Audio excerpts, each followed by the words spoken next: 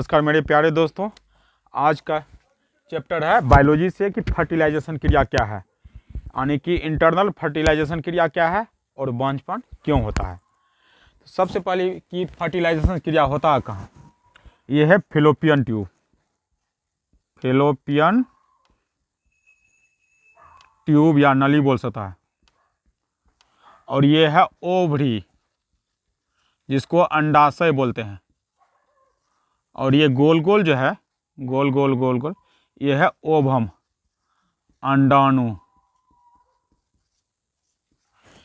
और ये fallopian tube में ही फर्टिलाइजेशन क्रिया होता है। इस क्रिया में मेल का, देखो इस क्रिया में फर्टिलाइजेशन क्रिया में मेल का स्पर्म और ये फीमेल का जो है ovum, uterus, fallopian tube, ovary, सभी ये भाग लेते हैं। तो कहने का मतलब क्या है कि मेल का स्पर्म, जिसको शुक्राणु बोलते हैं, मेल का स्पर्म शुक्राणु और फीमेल का ओवम, अंडाणु भाग लेते हैं,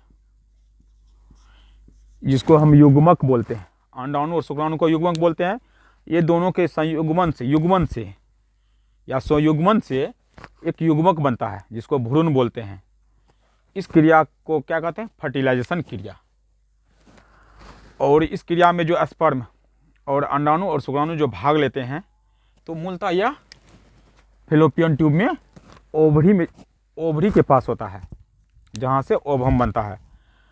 कहने का मतलब यह है कि प्राकृतिक गर्भधारण 3 से 5 दिन के बीच होता है। इसका कारण क्या है कि स्पर्म पर डिपेंड है। जैसे मान चलो ये स्पर्म हुआ, ये स्पर्म है, इसको पूंछ है। तो जैसे ही ये मान लो कि पेनिस निकला, ये स्पर्म कहाँ से निकलता है? पेनिस से। ये वजाइना होते हुए कहाँ पहुँचता है? फैलोपियन ट्यूब होते हुए ओवरी के पास पहुँचता है। यह अंडाशय है, अंडाणु जिसको बोलते हैं। यहाँ फ्यूजन क्रिया होता है, यानी कि अंडा फटता है, स्पर्म इन करता है। उस समय निषेचन क्रिया होता है। और नर का पेनिस, यानी कि मेल का पेनिस और मादा का वजाइना कोई काम का नहीं होता। सिर्फ ये स्पर्म को ये क्या करता है? निकालता है, और वजाइना रिसीव करता है इसको, और रिसीव करके फैलोपियन ट्यूब होते हुए ओवरी के पास पहुंचा के वहाँ फ्यूजन क्रिया करवाते हैं। तो ये इसलिए कहते हैं कि नर का पेनिस और फीमेल का वजाइना कोई काम का नहीं होता है। और यह जो स्पर्म है, स्पर्म जो है 11 से 13 साल के बीच स्पर्म बनना शुरू हो जाते हैं, और 17 से 18 वर्ष के बीच तेजी से यह स्पर्म बनता है। अगर मान लो कि आप लोग सोचते होंगे कि क्या स्पर्म बाहर आने से मर जाते हैं? नहीं, ऐसा नहीं होता। वह आधा से 1 घंटा तक वो जिंदा रहते हैं। और यदि आप स्वस्थ हैं तो आपको प्रति मिनट 1500 mm प्रति मिनट 1500 स्पर्म बनते हैं। और 1 महीना में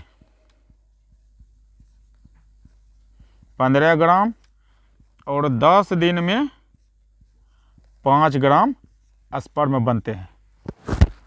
और 1 मिलीलीटर में 20 मिलियन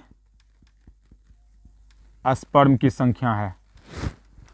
तो आप अगर स्वस्थ हैं, तो कहने का मतलब है कि आप अगर डेली 700 से 800 ग्राम हेल्दी फूड खाते हैं, तो आपको 1 महीना में 15 ग्राम और 10 दिन में 5 ग्राम स्पर्म बनेंगे, यानी कि प्रति मिलीलीटर जो है 20 मिलियन आपका स्पर्म बनेगा। तब जो है आप जो है सेक्स क्रिया के द्वारा जो है स्पर्म निकालते हैं और वजाइना होते हुए फैलोपियन ट्यूब होते हुए ओवरी के पास जो पहुंचाते हैं, तो वहाँ जो फ्यूजन क्रिया होता है, तो 3 से 5 दिनों के बीच तब फर्टिलाइजेशन क्रिया होता है, और तब स्वस्थ भ्रूण पैदा होता है, स्वस्थ भ्रूण बनते हैं और स्वस्थ बच्चे प्राप्त होता है। और सही से निषेचित होने के लिए प्रति मिलीलीटर हम पहले ही बता चुके हैं 20 मिलियन स्पर्म। अगर मान लीजिए आपका स्पर्म हेल्दी है तो कैसा लगेगा देखने में, जैसे कच्चा अंडा होता है या सफ़ेद बादल होता है उस टाइप से लगेगा। और शुक्राणु में देखो, ये देखा होगा शुक्राणु में ये पूंछ होना जरूरी है, जिसको माइटोकॉन्ड्रिया कहते हैं। ये क्या करते हैं कि ये एनर्जी देता है, स्पर्म को एनर्जी देता है, आगे बढ़ाने के लिए पूंछ जरूरी है। और फैलोपियन ट्यूब होते तैरते हुए वो ओवरी के पास पहुंचाता है, पुश करके वह ओवरी के पास पहुंचाता है, नहीं तो वह पहुंच ही नहीं सकेगा, वह इधर रिटर्न हो जाएगा या इधर उधर किसी भी दिशा में चल जाएगा। इसलिए वो पूंछ जो है वह ओवरी के पास पहुंचा देता है, तो ओवरी पूंछ भी होना जरूरी है। और कहने का तात्पर्य ये है कि आखिर बांझपन क्यों होता है। देखो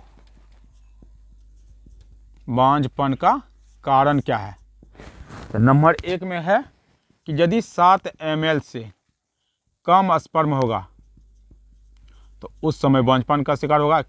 ये मेल में कमी होता है, यानी कि पुरुष में कमी होता है।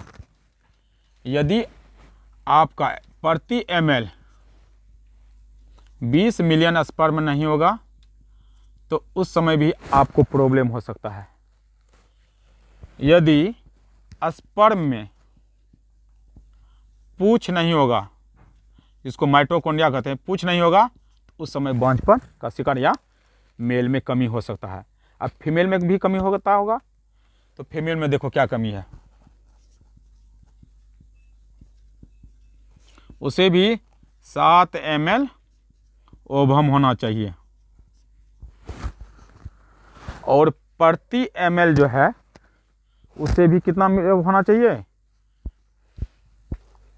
प्रति ml 1 से 2 मिलियन ओवम होना चाहिए। यदि 30 का उम्र है, यदि यंग है तो लगभग कितना होता है, प्रति ml या 1 ml में 3 से 4 मिलियन स्पर्म होता है। और यदि मान लीजिए ये ओवरी का साइज 3 × 2 × 5 1 × 5 cm से कम होगा, इसका साइज 3 × 2.5 × 1.5 cm से कम होगा साइज, उस समय भी दिक्कत होता है। और दोनों तरफ क्या होना चाहिए, ओवम होना चाहिए, दोनों तरफ अंडाशय होना चाहिए। अगर नहीं होगा तो उस समय भी बांझपन का शिकार हो सकते हैं। और सही फर्टिलाइजेशन के लिए इसका भी साइज सही होना चाहिए। और दूसरी बात क्या है कि अगर महिलाओं में अधिकतर जो बांझपन का जो शिकार होते हैं PCOS के कारण, PCOS के कारण क्या हो जाते हैं, फैलोपियन ट्यूब में सिस्ट बन जाते हैं, सिस्ट फैलोपियन ट्यूब में,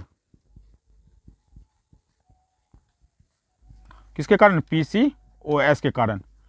उस समय ओवम यानी कि अंडाणु बनता ही नहीं, या तो कम बनता है, या तो एस्ट्रोजन हार्मोन